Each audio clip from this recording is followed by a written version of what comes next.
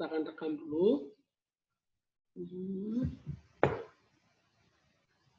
Oke, Assalamualaikum warahmatullahi wabarakatuh. Waalaikumsalam warahmatullahi wabarakatuh. Apakah suara Ustadz terdengar jelas? Jelas. Ya, sebelum kita mulai, mohon dinyalakan dulu ya apa video cam-nya supaya kita sering bertegur sapa. Assalamualaikum Kak Aisyah, Assalamualaikum Kak Nesya, Assalamualaikum Kak Raffi, Assalamualaikum Kak Bilkis, Assalamualaikum Kak Wildan, Assalamualaikum Kak Evan Syah. Kemarin enggak datang Liko Kak Evan? Potong rambut kan? Assalamualaikum Kak Isan. Ya, ini ada lagi yang masuk. Ya. Tidak imunisasi kan? Loh, sudah kan? Sudah belum? Belum? Belum. Jam 11.30 saat. Iya, karena masih nanti kan, makanya kita masih. Tapi Ustaz di sana kan? Ngapain? Megangin kamu kan? Bukan, Ustaz di sana apa enggak? Enggak, Ustadz ini sekarang di rumah. Jadi karena pembelajaran dari rumah, jadi Ustadz di rumah ini ya. Jadwal Ustadz itu Rabu dan Kamis sana. Oke. Sebelum kita memulai pembelajaran hari ini, marilah kita berdoa. Semoga apa yang kita lakukan hari ini mendapatkan ridho dari Allah Subhanahu Wa Taala. Sikap berdoa. Diangkat kepalanya, ditundukkan. Doa sebelum belajar. A'udzu billahi minasyaitonir rajim. Bismillahirrahmanirrahim. Rabbi zidni ilma warzuqni fahma rabbi shrahli sadri wahlul 'uqdatam min lisani yafqahu qawli amin ya rabbal alamin. Ya, alhamdulillah. Apa kabarnya pagi hari ini? Alhamdulillah, luar biasa. Ya. Alhamdulillah kita masih diberi kesempatan oleh Allah Subhanahu Wa Taala. Kita masih diberi kekuatan oleh Allah Subhanahu Wa Taala. Kita masih diberi waktu luang oleh Allah Subhanahu Wa Taala sehingga kita dapat berkumpul di majelis ini ya. Insya Allah majelis ilmiah. Jadi ada sebuah hadis yang menyebutkan man salaka tariqan yaltamisu fihi ilma sahalallahu bihi tariqan ilal jannah. Barang siapa yang menempuh jalan untuk menuntut ilmu, ya, maka Allah akan mempermudah jalannya menuju surga. Jadi sekarang kita yang ada di sini, yang ada di forum ini, meskipun kita tidak bertatap muka langsung, tapi di sini kita niat untuk thalabul ilmi, menuntut ilmu. Maka kita sekarang berada di jalan menuntut ilmu. Ketika kita berada di jalan menuntut ilmu, maka nanti Allah akan memudahkan jalan kita menuju surga. Amin amin ya rabbal alamin. Ya. Alhamdulillah kita sudah memasuki pembelajaran yang kelima ya di akhir semester 1. Semoga kita berdoa, semoga nanti semester depan, di semester 2 kita bisa belajar di sekolah dan belajar tetap muka. Tapi itu belum menjadi kepastian karena kita masih menunggu nanti bagaimana kebijakan dari pemerintah Kota Bontang. Ya, kalau nanti pemerintah Kota Bontang mengizinkan pembelajaran tatap muka, maka nanti insya Allah akan kita laksanakan. Tapi kalau nanti tidak mengizinkan, maka juga kita tidak bisa melaksanakan. Ya. Terus kemungkinan juga nanti kalau kita nanti akan masuk ke pembelajaran, bisa jadi kita nanti tidak bersama, maksudnya satu kelas itu maksimal 18 orang. Kalau kalian satu kelas itu 25 orang, maka bisa jadi nanti 2 sesi. Jadi sebagian masuk pagi, sebagian masuk siang atau seperti apa nanti akan diatur oleh sekolah. Tapi kita berdoa semoga di semester 2 nanti kita sudah dapat bertemu dan melakukan pembelajaran secara langsung. Ya, hari ini kita akan membahas mengenai siapa tadi tepuk tangan? Tidak apa-apa. Kalau kamu sudah selesai itu belajar. Oh ya, sekarang insya Allah hari ini kita akan membahas mengenai kisah Nabi, yaitu kisah Nabi Ilyas dan Nabi Ilyasa alaihi. Ilyasa. Ya, ya. Ana sudah tahu. Ya. Ana sudah baca. Ya, oke. Terima kasih Kak Wildan. Semoga nanti bermanfaat ya. Sebentar masih ada yang masuk. Ini Kansa masuk. Oke, langsung saja kita mulai ya.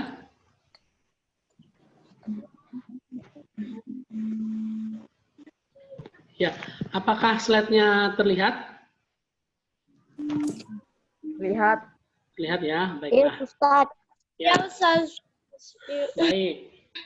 Oke, mohon sementara untuk mic-nya dimatikan semua ya, supaya nanti bisa mendengarkan cerita dari Ustadz dengan baik. Ya, Assalamualaikum warahmatullahi wabarakatuh. Ini pembukaannya ya.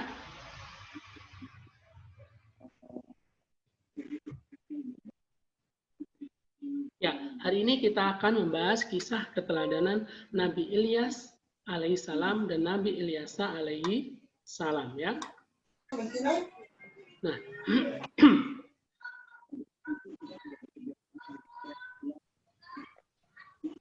ini masih ada yang menyala. Siapa yang masih menyala? Mohon dimatikan ya mic-nya. Oke. Ya. Oke, ya terima kasih supaya nanti terdengar jelas karena ini direkam. Nanti buat teman-teman yang kira-kira tidak mengikuti Zoom meeting nanti bisa melihat di video ini ya. Baik. Kisah teladan Nabi Ilyas alaihissalam. Nabi Ilyas alaihissalam adalah keturunan keempat dari Nabi Harun alaihissalam. Ia diutus oleh Allah Subhanahu wa taala kepada kaumnya Bani Israel yang menyembah patung berhala bernama Baal. Jadi Nabi Ilyas itu juga diutus kepada Bani Israel. Bani Israel itu salah satu umat dari nabi-nabi terdahulu, yaitu umat Nabi Musa dan juga Nabi Daud, Nabi Sulaiman. Jadi Bani Israel itu adalah salah satu umat yang memiliki banyak sekali nabi. Ya, banyak sekali diutus nabi-nabi. Jadi nabi-nabi Bani Israel itu ada banyak. Seperti kemarin yang tidak disebutkan itu ada Nabi Samuel dan lain sebagainya. Termasuk Nabi Ilyas, Nabi Ilyasa, Nabi Daud, Nabi Musa, Nabi Harun dan seterusnya. Dan banyak. Nah, setiap ada nabi mereka nanti beriman. Jadi beriman menyembah Allah Subhanahu wa taala. Namun lambat laun nanti para nabi itu sudah wafat, sudah meninggal, mereka kembali menyembah berhala. Begitu juga dengan Bani Israel pada zaman Nabi Ilyas. Pada zaman Nabi Ilyas, mereka sudah menyembah patung yang bernama Baal. Ya, Baal namanya. Jadi patung atau berhala itu ada banyak.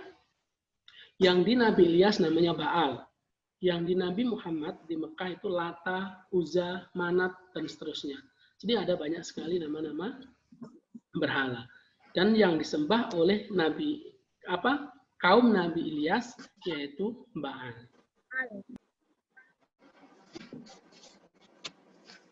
Nah, berulang kali Nabi Ilyas alaihissalam itu memperingatkan kaumnya. Namun mereka tetap durhaka, menentang dan bahkan mereka membenci dan hendak membunuh Nabi Ilyas alaihissalam. Jadi Nabi Ilyas itu tidak cuma sekali ya, tidak cuma sekali untuk menasihati, mengajak kaumnya untuk beriman. Berkali-kali diajak. Tapi berkali-kali itu mereka tetap saja durhaka. Bahkan setiap nabi itu pasti diancam oleh kaumnya akan dibunuh. Begitu juga dengan Nabi Ilyas. Nabi Ilyas akan dibunuh oleh kaumnya, Bani Israel. Nah,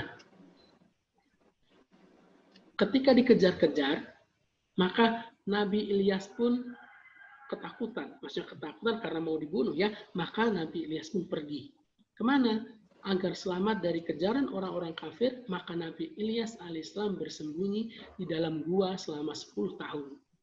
Jadi lama sekali Nabi Ilyas itu di dalam gua. Tapi di sini maksudnya bukan di dalam gua terus ya. Jadi mereka bersembunyi di dalam gua. Nanti keluar untuk mencari makan. Masuk lagi ke dalam gua. Intinya mereka tidak tinggal di kota lagi. Mereka tinggal di pegunungan dan mereka tidur di gua. Ada cukup banyak yang mengikuti Nabi Ilyas di sana, yaitu orang-orang beriman. Termasuk juga keponakannya yang bernama Ilyasa. Nah, setelah 10 tahun berlalu, di situ ternyata Allah menurunkan musibah kekeringan selama 3 tahun. Jadi setelah 7 tahun berlalu, Nabi Ilyas bersembunyi di gua, ternyata selama 3 tahun itu tidak pernah turun hujan. Jadi kering sama sekali. Pohon-pohon pun menjadi kering. Dan juga hewan-hewan pun mati. Kenapa? Karena tidak ada hewan mati, karena tidak ada minuman, tidak ada air, dan juga tidak ada makanan yang bisa mereka makan. Maka lambat laun mati. Sehingga banyak sekali yang mati. Akibatnya, gara-gara kekeringan ini, banyak tanaman dan binatang ternak yang mati. Serta banyak pula penduduk yang mengalami kelaparan karena kekurangan makanan. Ya, setelah musibah terjadi, mereka baru sadar bahwa seruan Nabi Ilyas alaihissalam itu benar. Oh, ternyata apa yang dikatakan Ilyas itu benar. Kenapa? Karena sebelumnya waktu Nabi Ilyas masih ada, mereka masih bisa menikmati alam. Ya, masih bisa ada air, masih turun hujan dan seterusnya. Tapi ketika mereka durhaka dan ingin membunuh Nabi Ilyas tadi, maka Allah menurunkan kekeringan ini. Maka mereka mencari Nabi Ilyas. Mencari Nabi Ilyas, setelah menemukannya, mereka bertobat. Memohon ampun kepada Allah dan meminta Nabi Ilyas untuk berdoa kepada Allah. Nah, setelah kaumnya sadar, Nabi Ilyas alaihissalam pun berdoa kepada Allah Subhanahu wa taala agar musibah kekeringan itu dihentikan. Maka turunlah hujan yang menyuburkan tanah. Jadi seorang nabi, ya, nabi atau wali Allah itu ketika berdoa itu pasti segera dikabulkan oleh Allah Subhanahu wa taala. Jadi mudah, kenapa? Karena dekat dengan Allah Subhanahu wa taala. Begitu juga dengan Nabi Muhammad Shallallahu alaihi wasallam. Kita melenceng sedikit ya. Pernah suatu ketika di Mekah itu pernah terjadi kekeringan. Ya, lama sekali tidak turun hujan. Maka para sahabat pun menyampaikan kepada Rasulullah, "Ya Rasulullah, berdoalah kepada Allah supaya diturunkan hujan." Dan ternyata ketika Rasulullah berdoa, hujan pun langsung turun. Setelah hujan turun, ternyata berhari-hari. Karena Rasulullah berdoa, itu pokoknya ya Allah turunkan hujan. Ternyata Allah kabulkan, hujan pun turun. Setelah hujan turun itu sehari, 2 hari, 3 hari, ternyata hujan terus. Orang-orang Mekah tidak bisa apa-apa. Akhirnya berdoa lagi meminta lagi kepada Nabi Muhammad untuk berdoa kepada Allah untuk berhenti. Akhirnya dihentikan. Itulah sebuah kedekatan antara Rasul dengan Allah. Maka doanya akan diijabah oleh Allah. Begitu juga jika kita nanti berdoa kepada Allah, jika kita memang dekat dengan Allah, maka doa-doa kita akan mudah dikabulkan oleh Allah Subhanahu wa taala. Nah, ini tadi setelah turun hujan yang menyuburkan tanah, maka tanah pun mulai mengeluarkan yang namanya biji-bijian, tumbuh-tumbuhan, hingga akhirnya hidup, akhirnya hewan pun bisa makan, dan kaum Nabi Ilyas pun juga menjadi sejahtera. Namun, setelah musibah itu berhenti dan perekonomian mereka memulih, mereka kembali durhaka kepada Allah. Jadi, orang Bani Israel itu, mereka itu ketika dapat musibah, mereka merengek kepada para nabi dan rasul untuk dihilangkan musibahnya. Ketika musibah itu sudah hilang, mereka merasa aman, sejahtera, mereka kembali lagi durhaka kepada Allah Subhanahu wa taala. Nah, dari situ akhirnya kaum Nabi Ilyas alaihissalam kembali ditimpa musibah yang lebih berat daripada sebelumnya, yaitu gempa bumi yang dahsyat sehingga mereka mati bergelimpangan di tanah. Jadi ternyata umat Nabi Ilyas tadi, Bani Israel, sudah pernah bertobat kepada Allah, sudah diampuni dan diberi kesejahteraan. Tapi ternyata akhirnya akhirnya durhaka lagi. Akhirnya diazab oleh Allah dengan gempa bumi. Sehingga menghancurkan kota itu dan banyak orang yang meninggal gara-gara gempa bumi tersebut. Itu adalah gambaran kisah Nabi Ilyas alaihi salam. Nah, pelajaran apa yang dapat kita petik dari kisah Nabi Ilyas tadi ya? Yang pertama, Nabi Ilyas alaihissalam senantiasa sabar menghadapi umatnya yang durhaka dan tidak pernah berhenti mengajak kepada kebaikan ya. Jadi dalam berdakwah, contohnya Ustadz dalam mengajar, itu Ustadz juga harus bersabar. Bisa jadi di antara anak-anakku sekalian itu ada yang cerdas. Cerdas itu maksudnya ketika diterangkan sekali, dijelaskan sekali, dia langsung paham. Ada yang biasa-biasa saja, ya harus beberapa kali diterangkan baru paham. Ada juga yang harus berkali-kali memang diingatkan setiap hari supaya dia paham. Itu ada. Maka dalam mendidik, Ustadz juga harus sabar. Kalian dalam belajar juga harus sabar. Ya, jadi kita harus senantiasa sabar dalam menuntut ilmu, ya, dan jangan pernah berhenti mengajak pada kebaikan, ya. Terus yang kedua, Nabi Ilyas itu selalu berdoa untuk keselamatan umatnya, ya. Jadi diusahakan ketika kita berdoa itu tidak berdoa untuk kita sendiri, tapi untuk orang lain juga. Semisal selesai sholat, kalian berdoa kepada Allah untuk kedua orang tua. Allahumma ighfirli dunubi wali walidayya warhamhuma kama rabbayani shighara. Ya, contohnya itu. Ada juga kadang kalau nanti berjamaah di masjid ada yang berdoa Allahumma ighfir lil mu'minina wal mu'minat wal muslimina wal muslimat. Yang artinya, ya Allah, ampunilah dosa-dosa orang mukmin, baik laki-laki dan perempuan, dan juga orang muslim, baik laki-laki dan juga perempuan. Maka kita juga mendoakan saudara-saudara kita yang lain. Apabila saudara kita terkena bencana, ya kita mendoakan. Maka itu adalah doa untuk keselamatan saudara-saudara kita.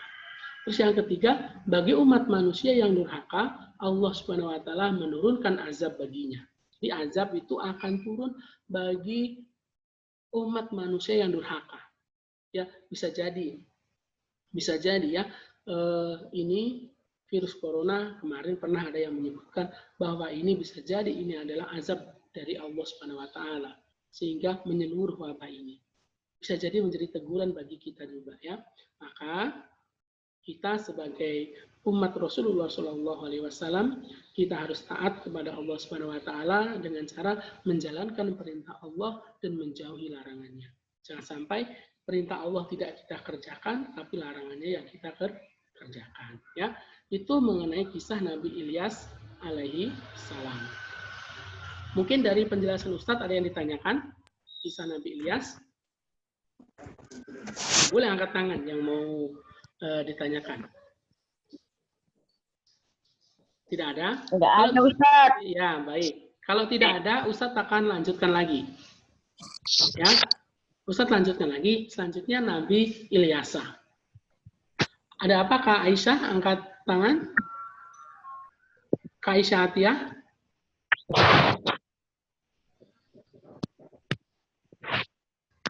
Ada yang tanyakan Kak Aisyah?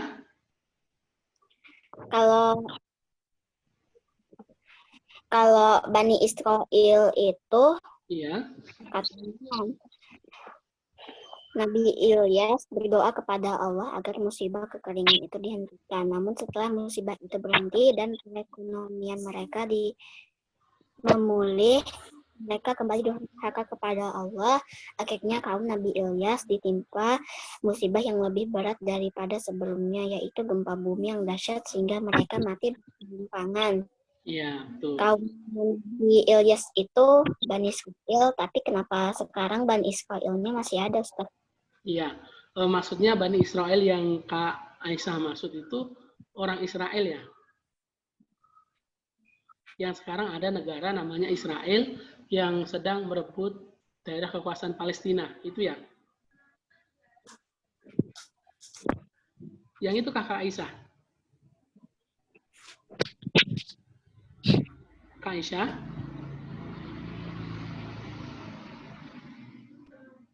Apakah itu yang Kak Aisyah tanyakan atau seperti apa?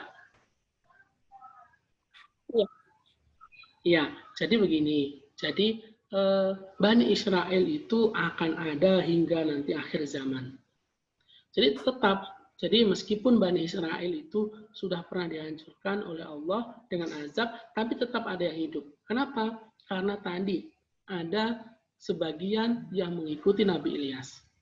Jadi ketika gempa bumi terjadi, Nabi Ilyas dan para kaumnya itu diselamatkan oleh Allah Subhanahu wa taala. Nah, ketika mereka diselamatkan, maka mereka tidak terkena bencana. Nah, ketika itu yang selamat itu nanti di akhirnya akan berbuat kedurhakaan lagi. Mereka semakin banyak lagi umatnya, penduduknya semakin banyak dan akhirnya durhaka lagi. Begitu juga yang terjadi hingga sekarang. Yang terjadi sekarang itu yang di Israel itu tidak cuman keturunan Bani Israel.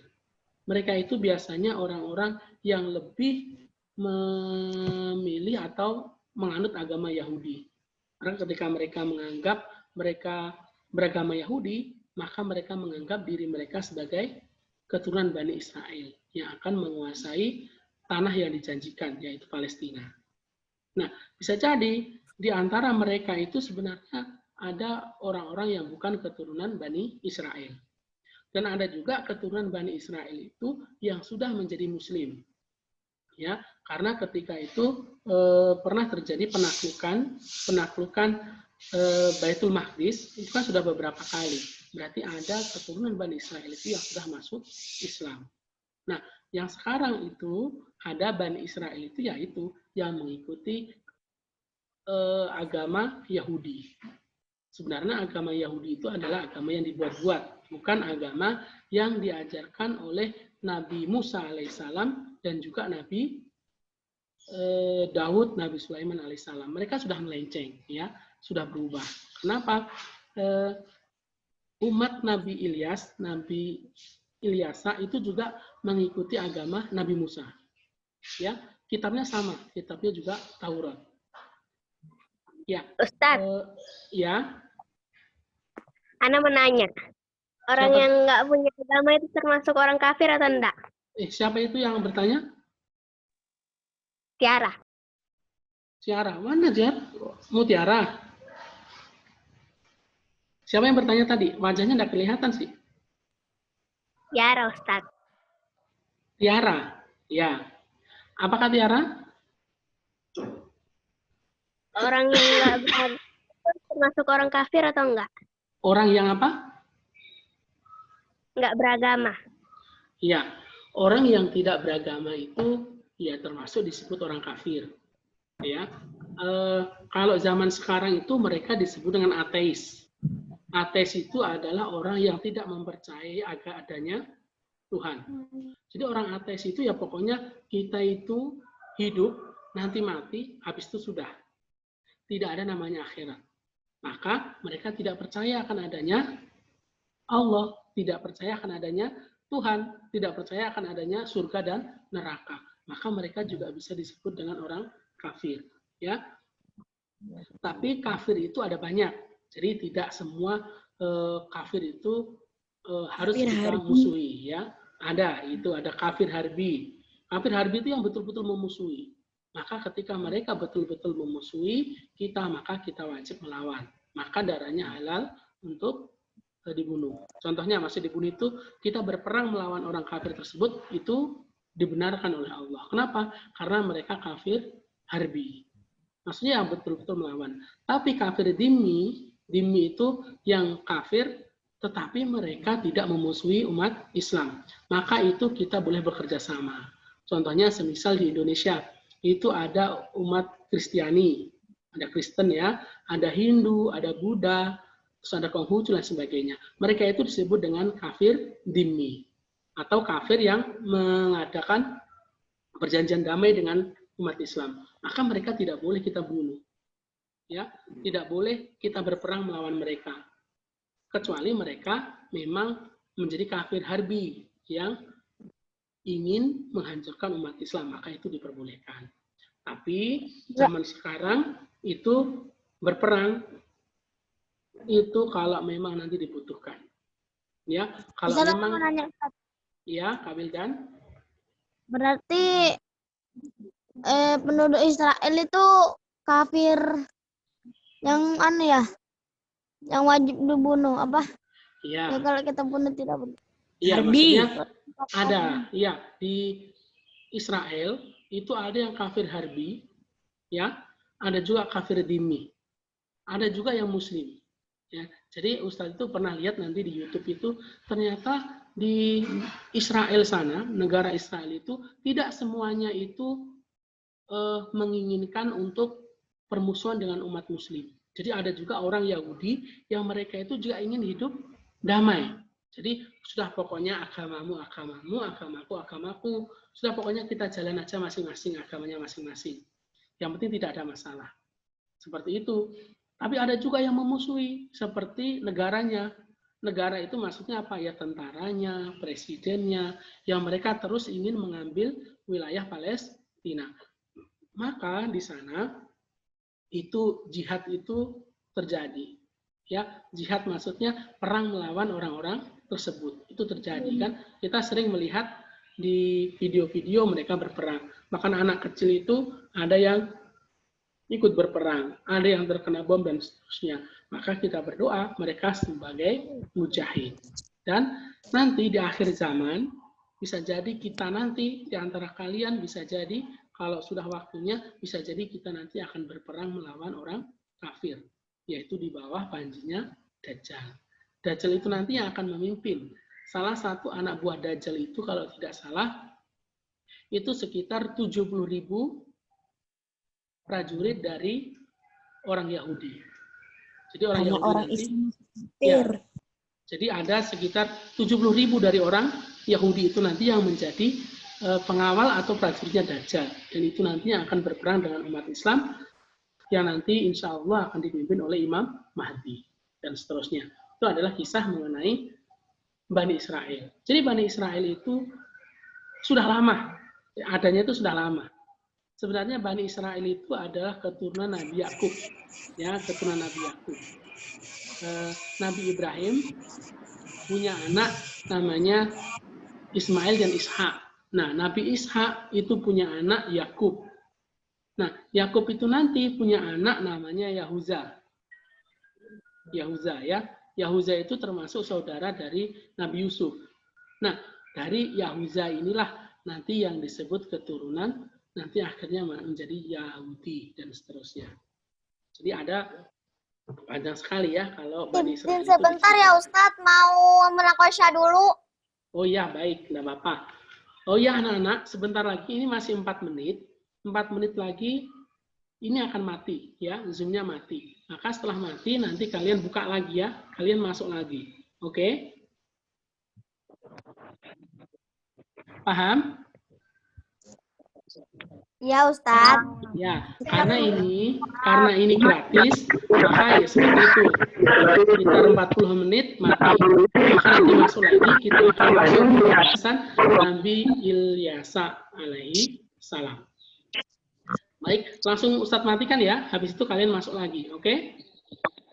Baik, Ustadz akhiri dulu, nanti masuk lagi. Ana ada di Ustadz. Nah, bentar ya.